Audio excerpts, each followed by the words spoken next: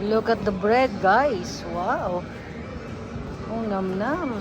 Gusto ko sana dalan yung mga anak ko. Kaya lang, di ko alam kung paano natin dadalhin yan. Ang sasarap niyan.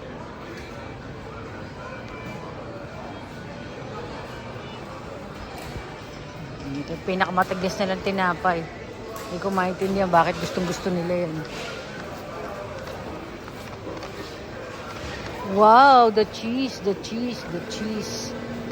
Uy, 13 euro lang, oh. Kuha tayo nito, guys. Kaya magdadala tayo ng mga ng mga salami, no? Kasi favorite din ng anak ko yan. Salami. Kahit isang praso lang. Kahit na hand carry ko na lang para madala natin, no? So hanap tayo